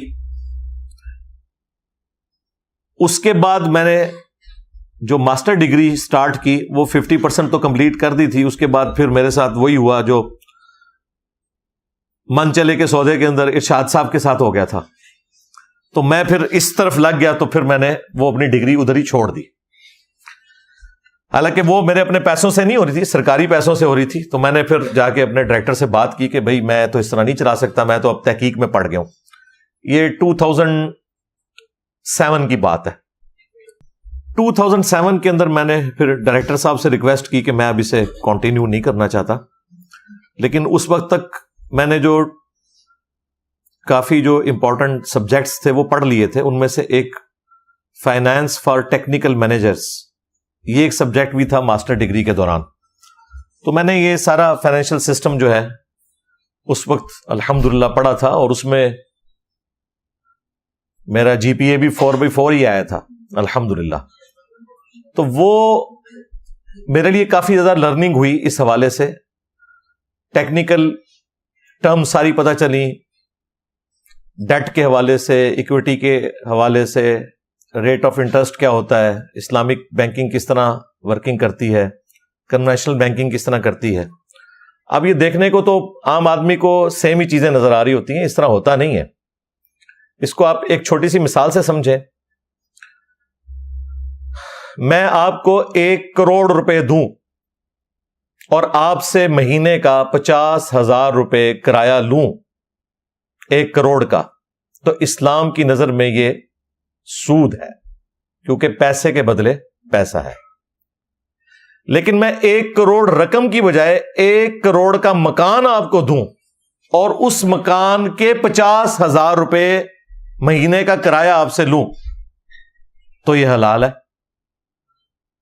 اب دیکھنے کو دونوں چیزیں بظاہر سیم نظر آ رہی ہیں, فرق کیا ہے دونوں میں؟ کموڈٹی کا. 1 کروڑ کے پیچھے 1 کروڑ کی رقم کا 50,000 روپے مہینے کا کرایہ سود ہے, ربا ہے. ویسے تو سود کا لفظ بدنام ہو گیا ہے, سود کوئی نیگیٹو ورڈ نہیں تھا. سود مند, فائدہ مند ہم اردو میں استعمال کرتے ہیں. بیسیکلی اس کے لیے جو ٹرم یوز ہوئی ہے قرآن میں وہ ربا ہے. وہ بھی الربا, ایک خاص قسم کا ربا تھا, اور ظاہر ہے کہ اللہ تعالیٰ نے فی نفسی اسے حرام کیا ہے, تو اس کے ساتھ جڑی ہوئی ساری کورولریز اسی طریقے سے سمجھنی ہوں گی. 1 کروڑ روپے کا کرایہ 50,000 روپے لینا سود, ربا, اور 1 کروڑ روپے کا مکان کسی کو دے کر اس کا 50,000 روپے مہینے کا کرایہ لینا حلال. کیوں؟ اس لیے کہ 1 کروڑ روپے اگر میں آپ کو دوں گا تو وہ کنزیوم ہو جائے گا, کہیں آپ لگائیں گے, آپ سے ضائع بھی ہو سکتا ہے. لیکن اگر میں آپ کو 1 کروڑ روپے کا مکان دیتا ہوں تو مکان کنزیوم نہیں ہوگا, یوز ہوگا, اور جب مجھے واپس لینا ہوگا آپ مجھے واپس کر دیں گے. کوئی تھوڑی بہت اس میں کوئی سفیدی اتر گئی, کہیں پہ کوئی مرمت کروانی پڑ گئی, وہ الگ بات. ادروائز مکان تو اپنا اصلی جگہ پہ موجود ہے. یہ اس کے پیچھے حکمت ہے. اسی طریقے سے بعض لوگ کنونشنل بینکنگ میں پیسے جمع کرواتے ہیں اور سود کھاتے ہیں, یہ کہہ کے کہ جی دیکھیں پیسہ تو دن بدن ڈی ویلیو ہو رہا ہے, کیا کریں, ہم نے جو 1 لاکھ روپیہ سال پہلے رکھوایا تھا اب تو اس کی ورث 70,000 رہ گئی ہے, تو ہم سود نہ لیں تو ہماری اپنی رقم 1 لاکھ وہ بھی پوری نہیں ہو رہی, تو کیا کریں؟ بھائی یہ مسئلے صرف ہم غریب ملکوں کے ہیں. قیامت کی ساری نشانیاں پاکستان میں پوری ہوتی ہیں, یورپ اور امریکہ اوپر ہی جا رہا ہے. اس کا سلوشن یہ ہے کہ آپ نے اپنے پاس کوئی سیونگز رکھنی ہے, گولڈ کی فارم میں رکھ لیں, ڈالر کی فارم میں رکھ لیں, تاکہ یہ جو ڈی ویلیو ہونے والا ایشو ہے یہ ریزالو ہو جائے. یا پھر اسلامک بینک میں سیونگ اکاؤنٹ کھول لیں, وہی مداربہ اور مشارکہ کی شکل میں جو کاروبار ان کا, اور آپ کو ڈیویڈنڈ ملتا رہے گا, وہ بالکل جائز ہے. گاڑی لینا چاہیں بالکل جائز ہے. باقی جو عام کنونشنل بینکنگ ہے اس کے لیے اگرچہ وہ صحیح طریقے سے بھی کام کر رہے ہوں, ہم سپورٹ اس لیے نہیں کرتے کہ وہ اوور آل ڈوبے ہوئے ہیں وہ سارے حرام کام کے اندر, اس لیے کسی بھی اعتبار سے انہیں اس اعتبار سے سپورٹ نہیں کیا جا سکتا. سیدھی سی بات ہے, وہ چیزیں مکس ہو جاتی ہیں. اس لیے میں نے اس کو کلیریفائی کرنا ضروری سمجھا. اب یہ جو سارے کا سارا معاملہ ہے اسلامک بینکنگ کا, یہ قسطوں کے کاروبار کے اوپر کھڑا ہے. Time value of commodity, time value of money نہیں ہے, time value of commodity. Product کے بدلے جو کسی کو آپ وقت کی مہلت دیتے ہیں, اس کے اگینسٹ اس سے پیسے جو چارج کر لیتے ہیں, یہ کاروبار ہے, یہ حلال ہے. یہ نبی صلی اللہ علیہ وآلہ وسلم کے مبارک زمانے میں بھی تھا, تابعین تبع تابعین کے زمانے سے لے کر سلطنت عثمانیہ کے ختم ہونے تک سرکاری لیول کے اوپر یہ کاروبار رائج تھا. اس کے اوپر اجماع امت ہے. اہل سنت کے چاروں ائمہ متفق ہیں، امام مالک، امام شافعی، احمد بن حنبل، امام حنیفہ۔ اس کے علاوہ تابعین کے کئی ایک فتوے موجود ہیں، مصنف ابن ابی شیبہ کے اندر، مصنف عبد الرزاق کے اندر، جس میں یہ بات بالکل کلیئر ہوتی ہے کہ اس طریقے سے کاروبار کرنا یہ بالکل جائز ہے۔ ایک حدیث جسے لوگوں نے مس یوز کیا قسطوں کے کاروبار کو حرام قرار دینے کے لیے، وہی حدیث اس بات کی دلیل تھی کہ یہ کاروبار جائز ہے، وہ میں حدیث آپ کو بیان کر دیتا ہوں۔ باقی جو ڈاکٹر اسرار صاحب نے گفتگو کی ہے اس حوالے سے وہ کافی سخت ہے، وہ صرف جذبات کے اوپر مبنی ہے، کوئی قرآن و سنت کے دلائل انہوں نے دیے نہیں۔ حدیث کی فیلڈ میں تو وہ خود مانتے تھے میں امی ہوں، جب وہ امی تھے تو انہیں ان اختلافات کا پتہ ہی نہیں تھا۔ باقی جو سود کے حوالے سے ان کے دل میں حمیت تھی کہ سود ختم ہونا چاہیے، اس میں ہم ان کے ساتھ ہیں، لیکن خام خواہ کوئی چیز سود نہیں ہے اسے سود بنا کے پیش کرنا یہ ظلم کے اوپر مبنی ہے۔ اس طرح دنیا میں نظام نہیں چل سکتا۔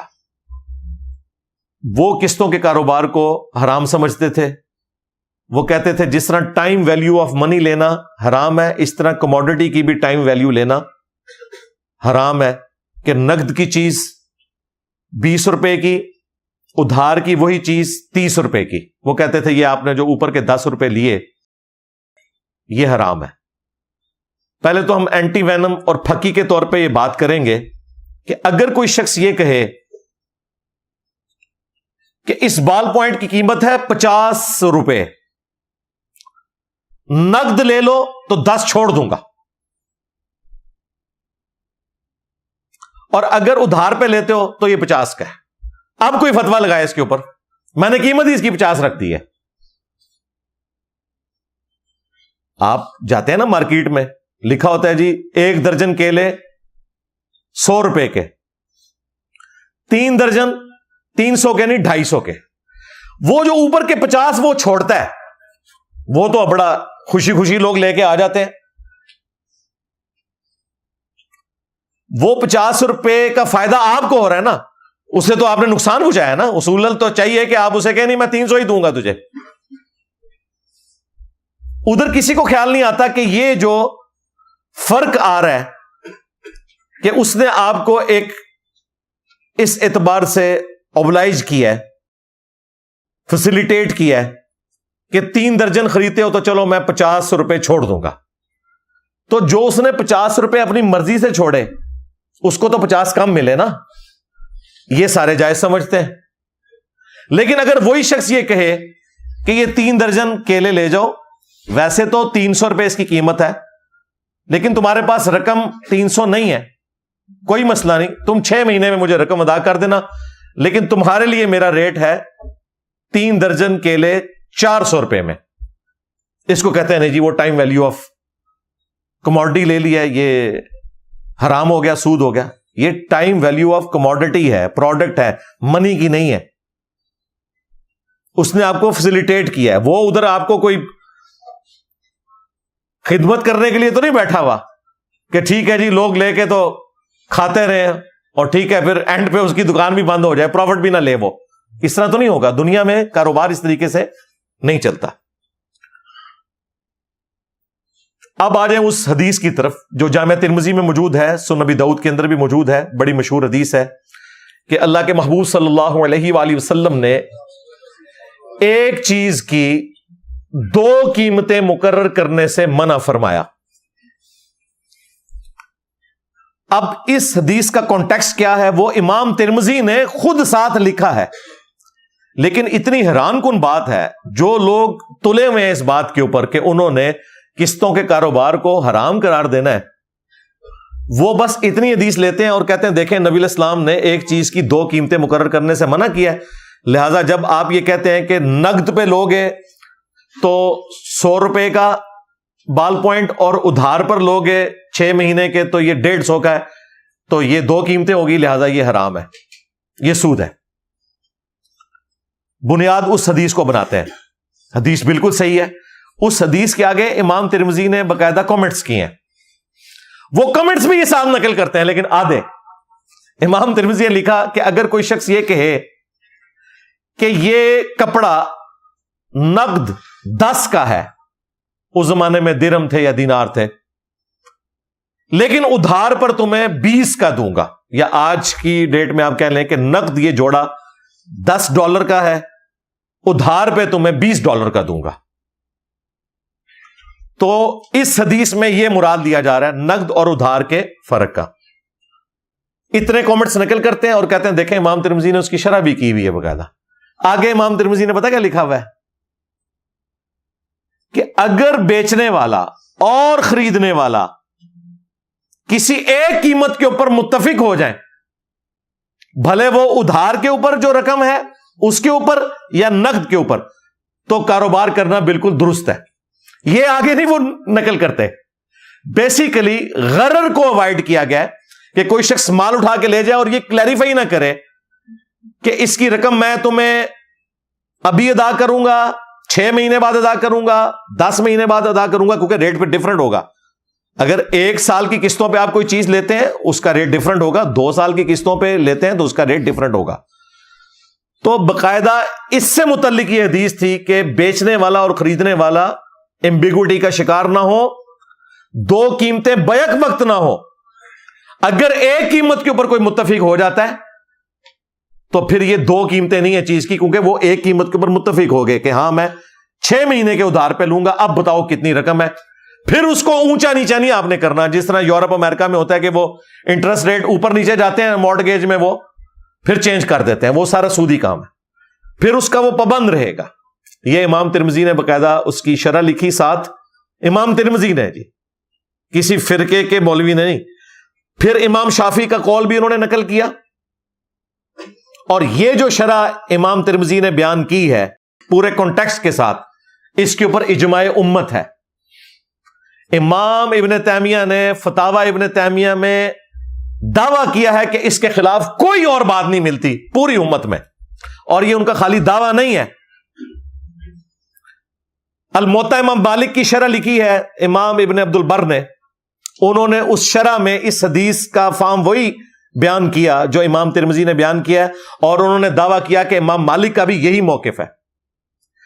کتاب الام میں امام شافعی رحمۃ اللہ علیہ نے اس حدیث کا وہی فہم بیان کیا جو امام ترمذی نے بیان کیا، کہ لینے والا اور بیچنے والا جدا ہونے سے پہلے کسی ایک قیمت پہ اگر متفق ہو جائے کہ ٹھیک ہے میں یہ 10 کی چیز 20 کی لینے کے لیے تیار ہوں، لیکن میں رقم اتنے عرصے بعد دوں گا، تو یہ بالکل درست ہے۔ امام احمد بن حنبل سے ان کے بیٹے نے مسائل نقل کیے ہیں، ان سے جب اس حدیث کا فہم پوچھا گیا انہوں نے یہی بیان کیا۔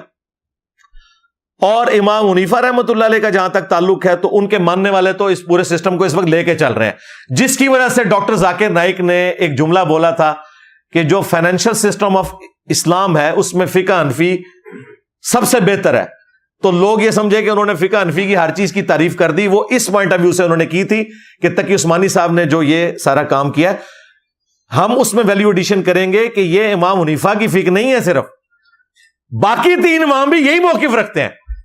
ہاں، اور مفتی تقی عثمانی صاحب نے اس حوالے سے جو کتابیں لکھی ہیں، میں نے آلموسٹ آج سے کوئی 10 سال پہلے وہ ساری منگوا کے پڑھی تھی، انہوں نے سارے اماموں کے باقاعدہ فتوے اس میں نقل کیے ہوئے، یہ کسی ایک امام کو اس کا کریڈٹ نہیں جاتا، اور اماموں سے پہلے بھی تابعین کے فتاوی موجود ہیں، امام تو بہت بعد میں آئے ہیں۔ مصنف ابن ابی شیبہ حدیث کی کتاب ہے، مصنف عبد الرزاق حدیث کی کتاب ہے، مصنف حدیث کی اس کتاب کو کہتے ہیں جس میں کثرت کے ساتھ صحابہ، تابعین اور تبع تابعین کے فتاوی جات، ان کے آثار موجود ہوں۔ اس میں باقاعدہ بڑے بڑے ائمہ، امام زہری، ابن شہاب زہری تابعی ہیں،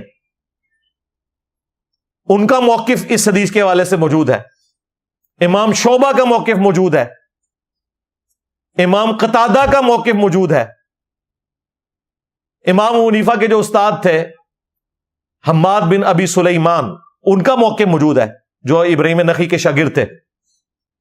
تو یہ سارے فتوے آپ کو مصنف ابن ابی شیبہ اور مصنف عبد الرزاق میں مل جائیں گے، اردو زبان میں یہ کتابیں آ چکی ہیں، ہماری ویب سائٹ سے آپ ان کو ڈاؤن لوڈ کر سکتے ہیں PDF فارمیٹ میں۔ انشاءاللہ ہم کوشش کریں گے یہ سارے فتوے ساتھ اٹیچ کر دیں اگر کسی کو شوق ہے، ورنہ ترمذی آپ خود کھول کے پڑھ لیں تو انشاءاللہ تعالی آپ کے سامنے وہ چیز آ جائے گی، وہ ہم احادیث ساری کی ساری اس حوالے سے ڈسپلے کروا دیں گے. یہ ایک چیز تھی جس کو بیان کرنا یہاں پہ ضروری تھا تاکہ آپ کو یہ قسطوں کے حوالے سے معاملہ کلیئر ہو جائے کہ یہ ٹائم ویلیو آف منی نہیں ہے بلکہ ٹائم ویلیو آف کوموڈٹی ہے, اور یہ بالکل درست ہے. لہذا خام خواہ زبان کھول کے یہ کہہ دینا کہ اسلامک بینکنگ اور دوسری بینکنگ میں کوئی فرق نہیں ہے, یہ بڑا ظلم ہے. اتنی محنت کر کے ان لوگوں نے اس سسٹم کو ڈیولپ کیا. پاکستان کے لیے فخر کی بات ہے کہ یہاں پر الحمدللہ اس وقت تمام بڑے شہروں کے اندر اسلامک بینکنگ کی سہولت موجود ہے. ایک چھوٹی فیسلٹی تو نہیں ہے, بہت بڑی فیسلٹی ہے کہ اگر کوئی اپنے پیسے کی حفاظت کرنا چاہتا ہے اور سود سے بھی بچانا چاہتا ہے اور اس سے کوئی پروفٹ بھی حاصل کرنا چاہتا ہے تو وہ بینک کے ساتھ اپنا مضاربہ یا مشارکہ والا معاملہ کر سکتا ہے.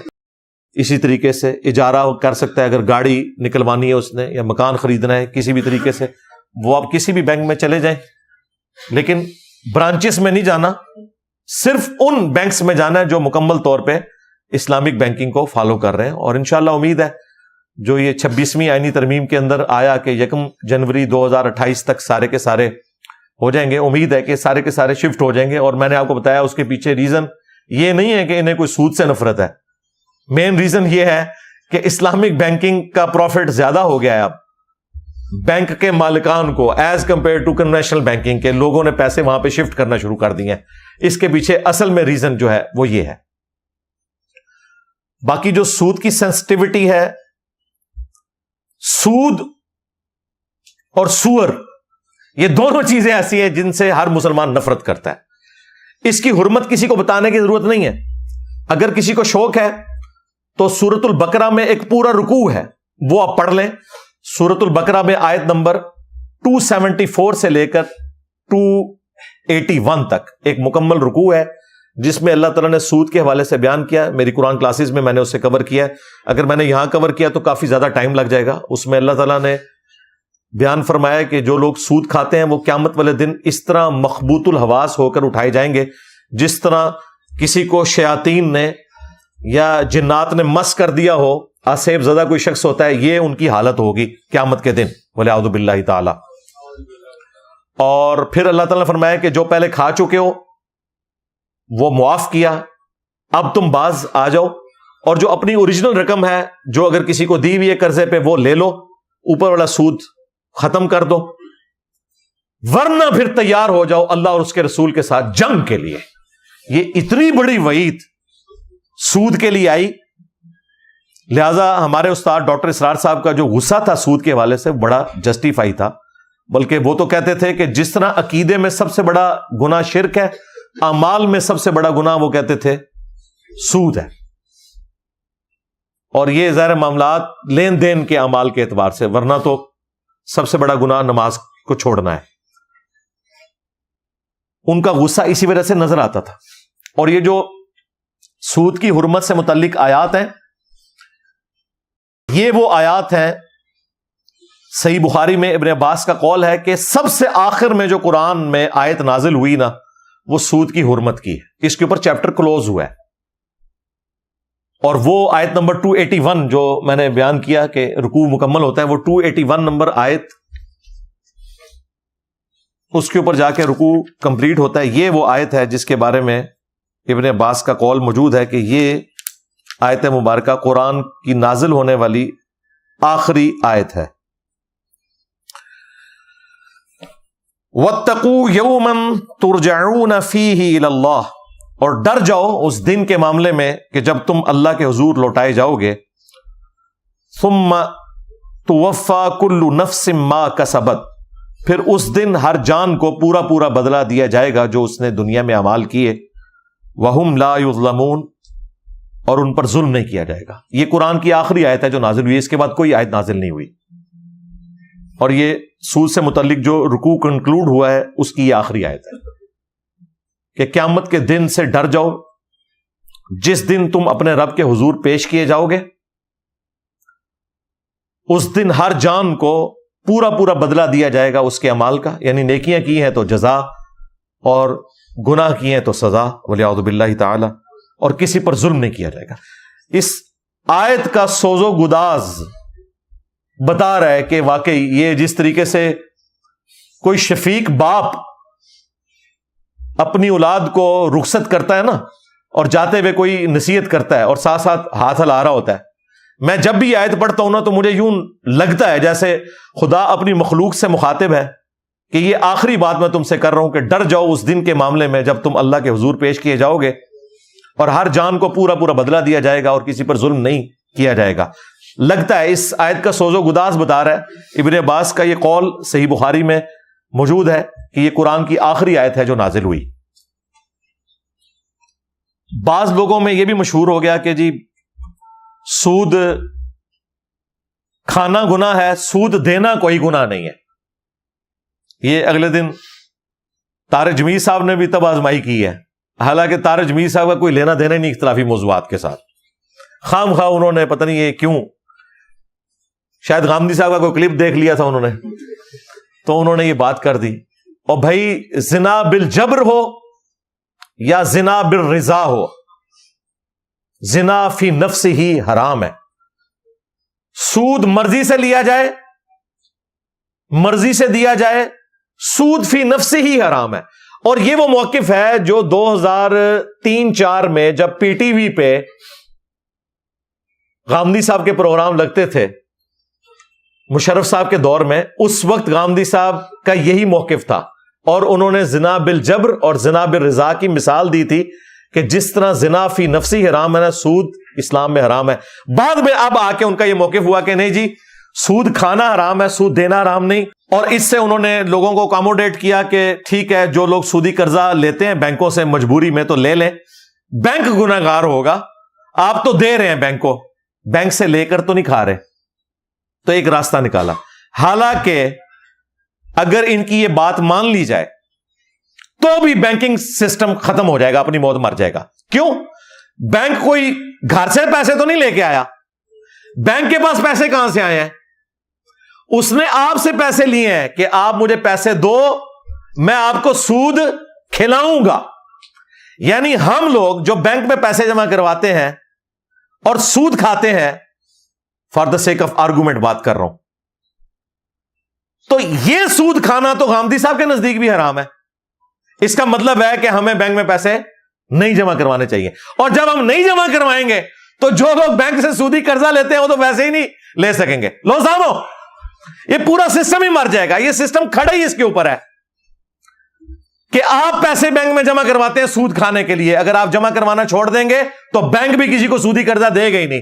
لہذا یہ کہنا کہ جی سود کھانا حرام ہے اور سود کسی کو دینا یہ آپ مظلوم ہیں تو یہ حرام نہیں ہے، نہیں، سود فی نفسی ہی حرام ہے۔ یہ تمام کورالریز کے ساتھ یہ پورے کا پورا سسٹم ہے جس کو اسلام نے ڈسکریج کیا ہے تاکہ دولت صرف امیر لوگوں میں نہ رہے بلکہ غریبوں میں بھی آئے اور کاروبار کا سلسلہ چلتا رہے، جو میں نے پہلے بھی ڈسکس کیا۔ یہ ایک اس کے ساتھ جڑا ہوا باریک نقطہ تھا، میں نے وہ کلیئر کر دیا، کیونکہ اکثر اوقات اس طرف بھی لوگ چل پڑتے ہیں اور اس قسم کی باتیں کرنا شروع کر دیتے ہیں۔ باقی جو لوگ احادیث کے ماننے والے ہیں تو ان کے لیے تو صحیح مسلم کی وہ حدیث کافی ہے کہ اللہ کے محبوب صلی اللہ علیہ وآلہ وسلم نے فرمایا، سود کھانے والا، کھلانے والا، سود لکھنے والا اور اس کے اوپر گواہ بننے والا، سب کے سب گناہ میں برابر کے شریک ہیں اور سب پہ اللہ کی لعنت ہے۔ لہذا وہ جو بیچ میں تلاش کرتے تھے نا کہ جی وہ سود کھانا حرام ہے، سود دینا حرام نہیں ہے، تو اس میں تو کہا گیا کھانے والا، کھلانے والا، گواہ بننے والا، اس سسٹم کو سپورٹ کرنے والا، لکھنے والا، سب کے سب ملعون ہے۔ تو یہ بالکل واضح ہے لاجیکلی بھی اور قرآن و سنت کی روشنی میں بھی۔ باقی جسے شوق ہے وہ مشکات المصابیح کی دوسری جلد میں سود کے اوپر پورا ایک چیپٹر ہے، ساری احادیث جمع ہے، بلکہ وہ چیپٹر سارے ہی پڑھنا چاہیے، وہ کاروبار سے متعلق ہے، رزق حلال کمانے کے فضائل، پھر کون سے کاروبار حلال ہیں اسلام میں، کون سے حرام ہیں، اسی میں کون سی تجارت جائز ہے، کون سی ناجائز ہے۔ سود کو الگ سے انہوں نے چیپٹر بنا کے ڈسکس کیا، اس کو الگ سے انہوں نے ایک چھوٹا سا چیپٹر بنایا تاکہ اس کی انٹینسٹی الگ سے پتا چلے۔ اچھا میرے بھائیو، ایک اور حدیث اس کانٹیکسٹ میں جو بخاری اور مسلم دونوں میں موجود ہے کہ اللہ کے محبوب صلی اللہ علیہ وآلہ وسلم کی وفات اس حال میں ہوئی کہ آپ کی زرہ گروی رکھی ہوئی تھی ایک یہودی کے پاس. یہ حدیث اس بات کا ثبوت ہے کہ آپ کفار کے ساتھ لین دین کر سکتے ہیں، پلس اشیاء کو رہن یعنی گروی رکھ کر اپنے معاملات کو چلا سکتے ہیں. ویسے تو سورۃ البقرہ میں بھی گروی چیز رکھنے کا ذکر موجود ہے. یہ بھی ایک کاروبار کا ذریعہ تھا. گارنٹی کے طور پر آپ اپنی کوئی قیمتی چیز کسی کے پاس رکھیں اور اس سے ادھار لیں، اور جب ادھار آپ اسے واپس کریں گے تو وہ چیز آپ کو واپس مل جائے گی. وہ گروی اس لیے رکھتا ہے کہ تاکہ اس کو اس اعتبار سے شورٹی مل جائے کہ اس کا نقصان کوئی نہیں ہوگا. اس کانٹیکسٹ میں ایک حدیث ہے صحیح بخاری میں اور سنن نبی داؤد کے اندر کہ اگر کسی شخص کے پاس آپ نے اپنی کوئی سواری گروی رکھوائی ہے یا کوئی بھیڑ بکری گروی رکھوائی ہوئی ہے تو وہ شخص اس گروی چیز سے فائدہ نہیں اٹھا سکتا سوائے اتنا کہ جو آپ اس جانور کے اوپر خرچہ کر رہے ہیں اس کے برابر آپ فائدہ اٹھا سکتے ہیں. یعنی گھوڑا آپ کے پاس رکھوایا، اس گھوڑے کو آپ کھلا رہے ہیں تو اس کے بقدر آپ اس گھوڑے کی سواری کر سکتے ہیں. اس سے زیادہ کریں گے تو آپ اس سے وہ نفع ناجائز والا اٹھا رہے ہوں گے. وہ اسلام میں اجازت نہیں ہے. اسی طریقے سے ابو داؤد میں آیا کہ بھیڑ بکری کے اوپر جو خرچہ کر رہے ہو نا، بخاری شریف میں بھی یہ موجود ہے، تو اتنا دودھ اس کا استعمال کر سکتے ہو. بقیہ کا دودھ آپ نے اسی مالک کو دینا ہے جس نے آپ کے پاس چیز وہ گروی رکھوائی ہوئی ہے. یہ اکثر لوگ پوچھتے ہیں جی ہمارے پاس مکان گروی رکھوایا کسی نے تو ہم اس مکان کو یوز کر سکتے ہیں؟ بالکل یوز کریں، لیکن کرایہ دیں اس کو. اگر آپ نے مکان اس کا یوز کرنا شروع کر دیا تو وہ اس نے آپ کو یوز کرنے کے لیے نہیں دیا تھا، گارنٹی کے طور پر دیا تھا. آپ ڈبل فائدہ تو نہ اٹھائیں. گارنٹی بھی آپ نے لے لی اور اب آپ اس کے مکان سے اس کی مجبوری سے فائدہ اٹھاتے ہوئے زبردستی نفع اٹھانے کی کوشش کر رہے ہیں. تو اس کی اسلام میں اجازت نہیں ہے، اور نہ اسے اس کاروبار کے اوپر قیاس کیا جا سکتا ہے کہ جی آپ ٹائم ویلیو آف کموڈٹی لے سکتے ہیں. وہ معاملہ بالکل اور ہے. وہ کاروبار کے کیس میں ہے. جہاں پر کوئی شخص قرض دیتا ہے وہاں پر یہ والی چیز اپلائی نہیں ہوتی. رہن اور گروی رکھی ہوئی چیزوں سے آپ نفع نہیں اٹھا سکتے سوائے اتنا کہ جتنا آپ اس کے اوپر خرچہ کر رہے ہیں اتنا آپ نفع اٹھا سکتے ہیں. یہ چیز کے ساتھ جڑی ہوئی تھی، اس لیے میں نے آپ کو بیان کر دی. اس سے متعلق میں نے مختلف اوقات میں مختلف انداز سے گفتگو کی ہے. ابھی بھی کافی ساری چیزیں رہتی ہیں، لیکن اتنی گفتگو اس ٹاپک کے اوپر میرا خیال کافی ہے. اگر حلال اور حرام کاروبار کے حوالے سے آپ کو کوئی ویڈیو چاہیے تو فارکس ٹریڈنگ لکھیں اور ساتھ لکھیں انجینئر محمد علی مرزا، تو میری ویڈیو کھل جائے گی جس میں میں نے حلال اور حرام کاروبار کے جو بنیادی اصول ہیں وہ بتا دیے. باقی ہم نے آپ کو صرف اچھے لڑکے اور لڑکی کی خوبیاں بتانی ہیں، رشتہ نہیں ہم نے ڈھونڈ کے دینا. لوگ ہمیں جناب بھیجتے ہیں کہ بتائیں یہ کاروبار جائز ہے یا ناجائز. ہم ان کو ویڈیو بھیجتے ہیں کہ دنیا میں تو لاکھوں کاروبار ہیں. اگر ہر کاروبار کے اوپر میں ویڈیو ریکارڈ کراؤں تو عمر نو بھی مل جائے نا تب بھی میں نہیں کروا سکتا. ہم آپ کو موٹی موٹی باتیں بتائیں گے. نمبر 1، سودی کام نہیں ہونا چاہیے. سود کی ڈیفینیشن کیا ہے وہ آج میں نے ڈسکس کر لی. اپنے کاروبار کو آپ بہتر سمجھتے ہیں کہ کہیں سود تو نہیں آ رہا. نمبر 2، پروڈکٹ حلال ہونی چاہیے، حرام پروڈکٹ نہیں ہونی چاہیے. یعنی اگر کوئی شخص شراب کا کاروبار ایمانداری سے کرتا ہے یا ہمارے کے پی کے چند بھائیوں کی طرح ہیروئن کا کاروبار بڑی ایمانداری سے کرتا ہے تو وہ حرام ہی رہے گا. پروڈکٹ حلال ہونا ضروری ہے. نمبر 3، جوئے والا کوئی معاملہ نہیں ہونا چاہیے. اور نمبر 4، غرر، دھوکہ نہیں ہونا چاہیے. اسی دھوکے کو اوائڈ کرنے کے پوائنٹ آف ویو سے وہ حدیث ہے بخاری مسلم کی کہ نبی علیہ السلام نے سونے کے بدلے سونا، چاندی کے بدلے چاندی، گندم کے بدلے گندم کے کاروبار کو صرف اس صورت میں حلال قرار دیا ہے جب یہ دست بدست ہو رہا ہو، نقد پہ ہو، ادھار پہ نہ ہو. ادھار پہ گیا تو اس میں پھر یہ چانسز ہوں گے کہ اس کے اندر سود کی آمیزش ہو جائے گی. وہ ایک ٹیکنیکل ڈسکشن ہے، وہ کس طرح ہو جائے گی. وہ مسلم شریف میں حدیث موجود ہے. ایک صحابی ایک سونے کا ہار خرید کر لائے، اور اس کے اندر سونا جتنا لگا تھا اس کی قیمت زیادہ تھی، اس سے کم رقم پہ وہ سونے کی اشرفیاں دے کر لائے، تو نبی علیہ السلام نے کہا یہ تو سود والا معاملہ ہے، لہذا 10 ب 10 کرو ویٹ تول کے. یہ نہیں ہے کہ آپ ہار سونے کا لے کے آئے ہیں، پیسے آپ نے دیے 3 تولے کے برابر اور اس میں سونا 4 تولے کا لگا ہوا ہے. اور یہ اس زمانے کی بات ہو رہی ہے جب سونے کی ہی اشرفیاں ہوتی تھی، یہ منوس نوٹ نہیں آئے تھے، کرنسی نوٹ. یہ سارا کا سارا فتنہ تو اس کی وجہ سے کھڑا ہوا ہے نا. اب تو نوٹ کی جو انٹرنسک ویلیو اور فیس ویلیو اس میں فرق ہے. پہلے یہ ہوتا تھا کہ سونے کی اشرفی ہے، دنیا میں جہاں کہیں لے جائیں اس کی وہی ورتھ ہے،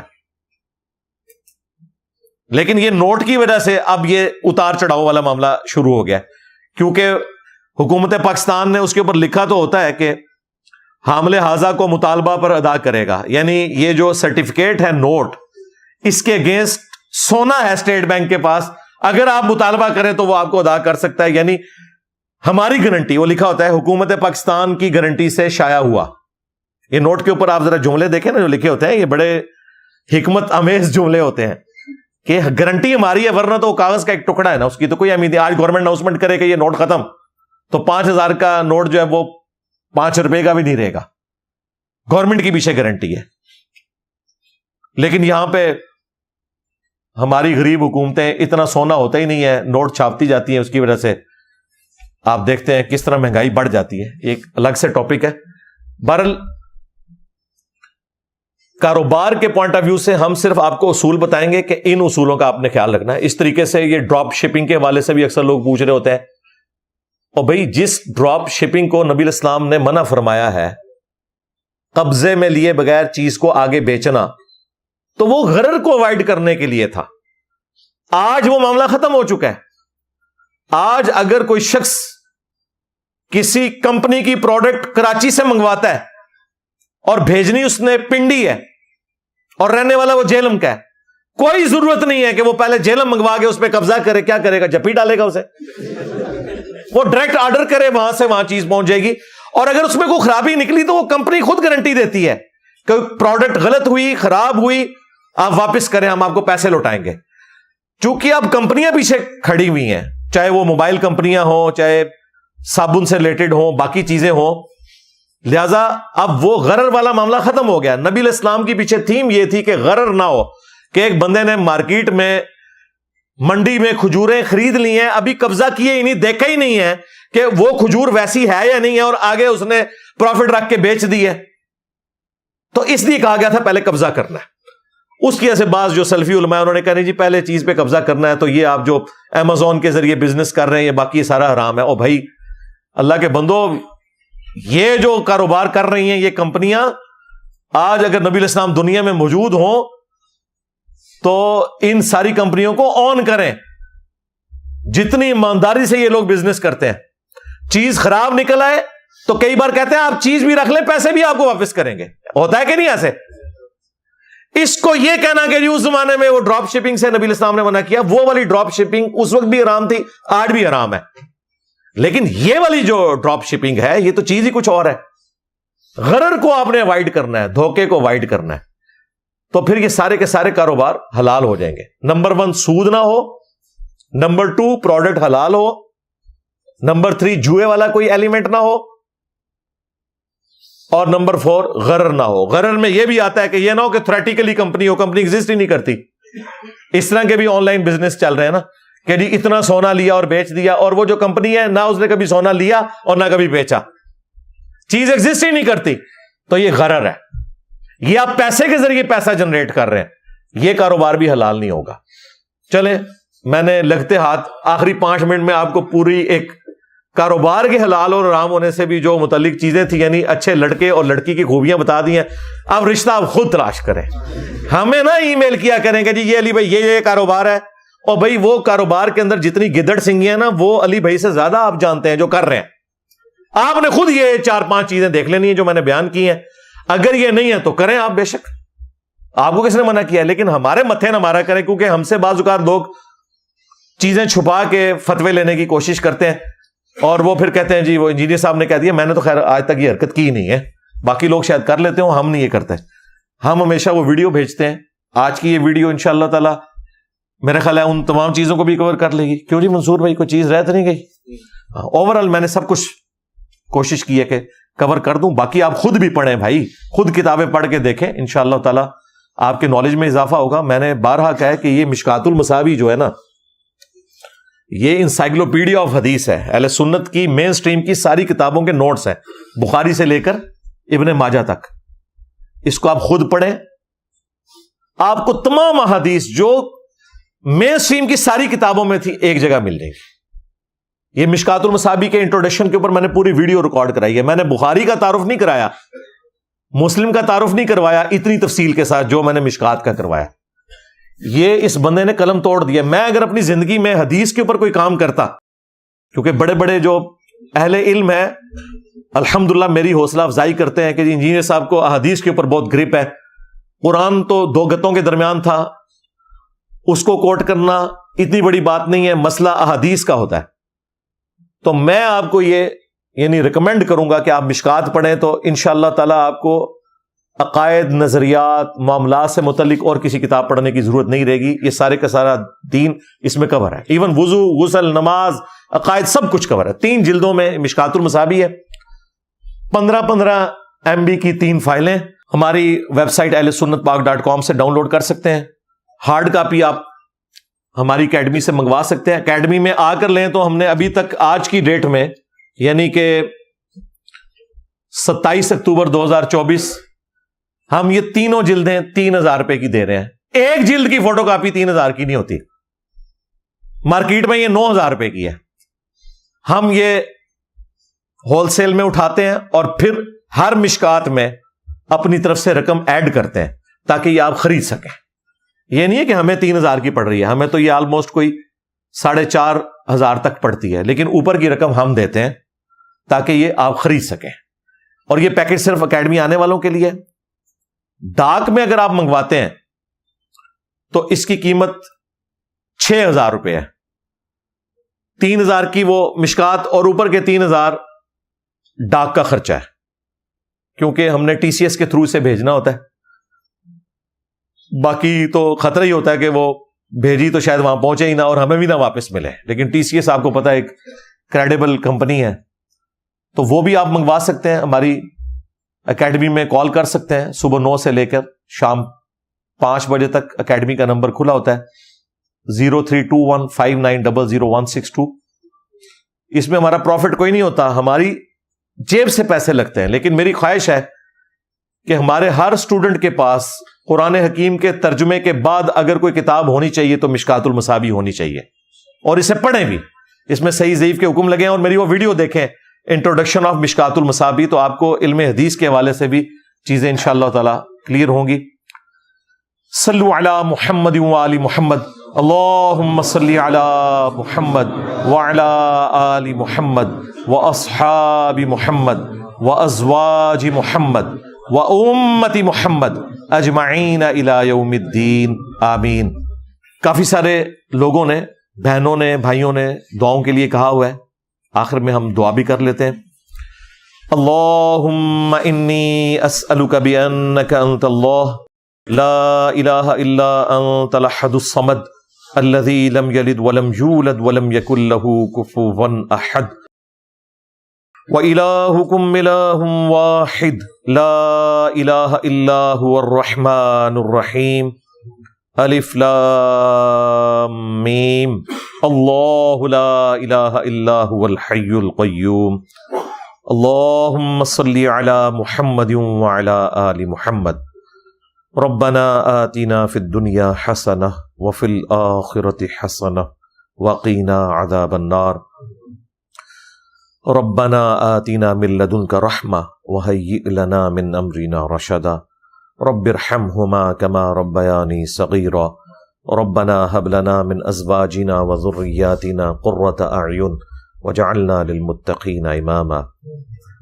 اللہم اغفر لحینا ومیتنا وشاہدنا وغائبنا وصغیرنا وکبیرنا وذکرنا وانثانا اللہم من احییتہ منا فاحیہ علی الاسلام ومن توفیتہ منا فتوفہ علی الایمان اے اللہ جن جن بھلائیوں کا سوال تیرے محبوب صلی اللہ علیہ وآلہ وسلم نے تجھ سے کیا، ہمارے حق میں، ہمارے ماں باپ کے حق میں، ہمارے بیوی بچوں کے حق میں، ہمارے رشتہ داروں کے حق میں، پوری امت کے حق میں قبول و منظور فرما، اور جن جن چیزوں کے شر سے تیرے محبوب صلی اللہ علیہ وآلہ وسلم نے تیری پناہ طلب کی، تمام مسلمانوں کو ان چیزوں کے شر سے اپنی پناہ عطا فرما، بالخصوص فلسطین کے مسلمان، کشمیر کے مسلمان، انڈیا کے مسلمان، چائنا کے، یمن کے، عراق میں، افغانستان میں، شام میں، پاکستان میں، جہاں کہیں کس پرسی کی زندگی گزار رہے ہیں، غیب سے ان کی عزت، آبرو، جان و مال کی حفاظت فرما، ہمارے ملک پاکستان کی خیر فرما،